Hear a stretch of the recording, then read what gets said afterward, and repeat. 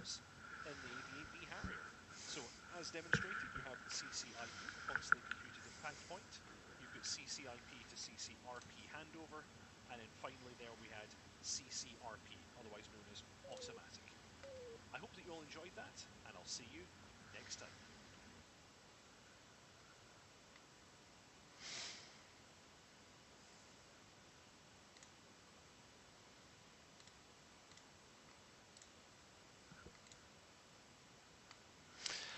Oh, hello everyone. Hello, Tog. So, hello people of YouTube. It's Deephack here. Welcome to the live stream. I just thought I'd do. Oops, my mic is a little bit out. I thought I'd do a quick live stream after that video because I missed it last week, and I thought it'd be a good opportunity to catch up with you all, see if you have any comments or questions, and then set out the next video that I'm going to be doing next week. I'm actually hello everyone. Hello Car. Hello Stevie B. Hello Tog. I'm actually intending to do a video next week on guns and rockets, so basically just continuing the unguided munitions, because after that, I think before tackling further weapons that the Harrier can carry, I actually need to demonstrate things like the DMT, the ARBS, the targeting pod, basically all the systems that allow you to deploy guided munitions. So we're sticking to unguided for now. Tog, quick question. Did you actually hit the target? Well, Tog, that's a secret. I can't tell you. I actually don't know. I never checked. I was very much focusing on delivering the procedures and showing how it's done. I actually wasn't that bothered about the accuracy, but I've been thinking that I might play the track file back and actually find out if I have a track file. I don't recall if I recorded it or not. Failing that, I will fake one and then tell you all that I hit the target. So how about that? It looked pretty accurate. I think I was on. Hello, Lindsay. So yes, as I said, next video is guns and rockets. Now, the Harrier does not have an internal gun. It carries a gun pod on the center pylon. In a very, very interesting arrangement, actually, because it's not really one pod. Video of the bombs coming down, yeah. Maybe I should have done that. I was thinking about it at the time, but I thought I don't want to cut back and forth. I want to really focus on what's going on in the cockpit, and I want to show people what's happening there. So yeah, the gun pod for the Harrier is really interesting because it's actually two pods mounted on a plate, and it actually retains access to the center pylon. So it kind of goes underneath and around the center pylon, and on one side you've got a pod full of ammo, and on the other side you've got a pod that actually has the gun in it. So I'm going to demonstrate that one, and I'm also going to be carrying rocket pods. Car, if you're going to do rockets, do a simple run with APKWS with a JTAC.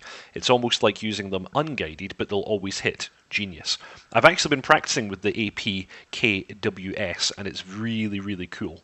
They're very interesting weapons. For anyone who's not familiar, they are standard, I think 70mm or 7-inch, I can't remember. Anyway, standard rockets, but with a guidance kit installed on them, which means that they guide on laser. And this can either be your own laser if you're carrying the targeting pod, or if you have someone on the ground designating a target for you, it will follow their laser. So this is basically the same as laser-guided bombs, but applied to what would normally be unguided rockets, and they're really cool. They're already present in the A10C in the sim, and now the Harrier has them as well. I believe in the real world the F-16 can also employ them, but we don't have them in the F-16 yet in the sim. Car also says, maybe as a quick preview at the end, so as not to... Ah, yes, Car, yes, of course you're right. Just like the way I did the FARP takeoff, have the external section at the end. That would have been the thing to do, but I didn't do that.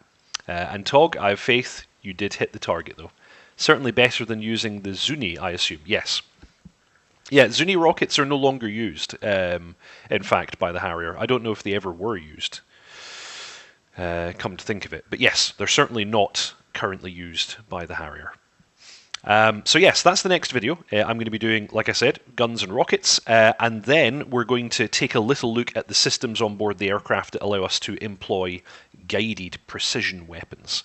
So I'm going to be taking a look at the DMT, which is the camera-based system in the nose of the aircraft. It also has a laser spot search, which allows us to make use of other people's laser spots.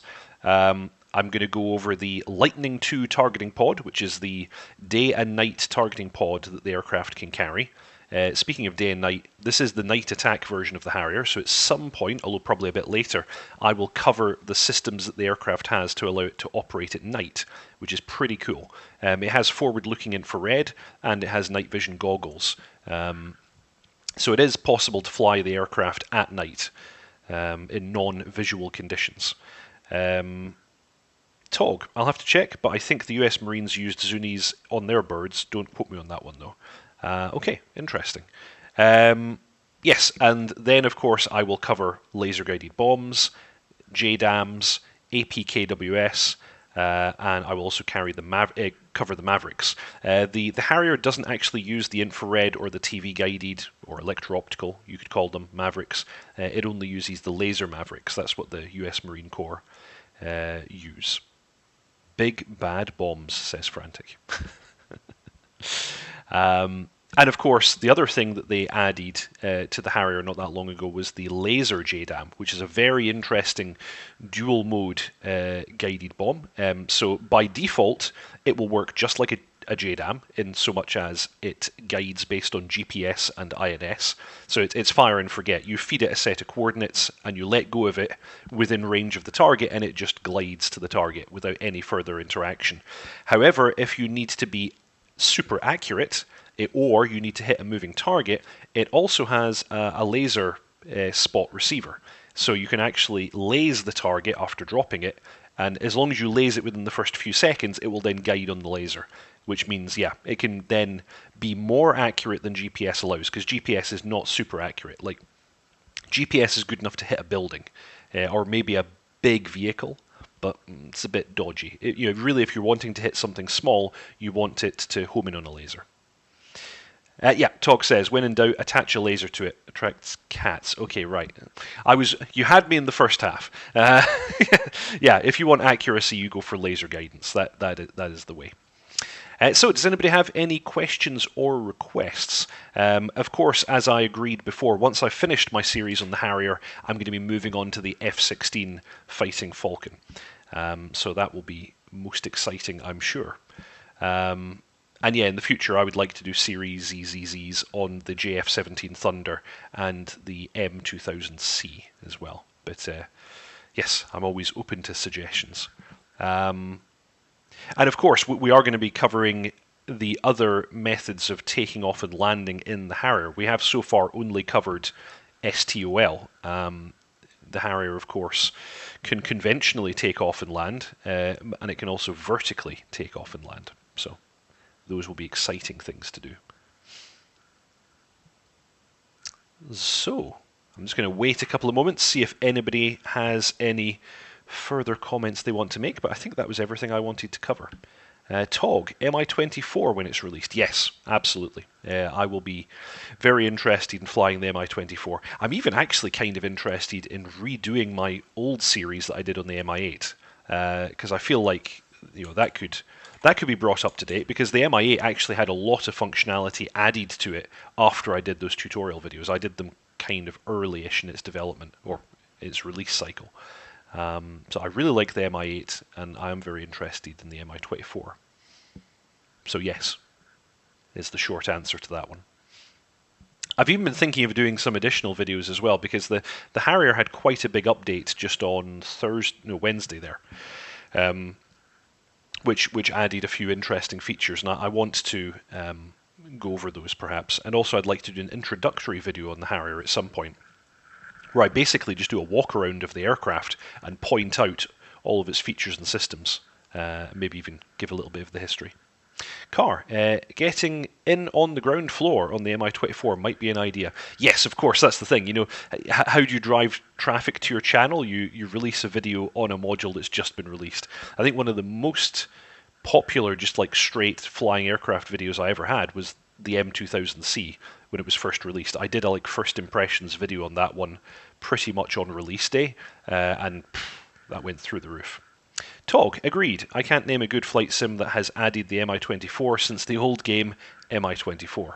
Yeah, MI24 is going to be interesting. I will definitely be playing with that.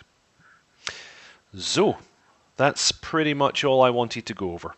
So, if nobody has anything else that they want to say or any questions they want to ask, I will close the live stream off just now. But as always, please, if you haven't, subscribe to the channel. It's a really big help to me. Yeah, like and subscribe, thumbs up, all that business. And thank you very much for watching, and I'll see you all next time.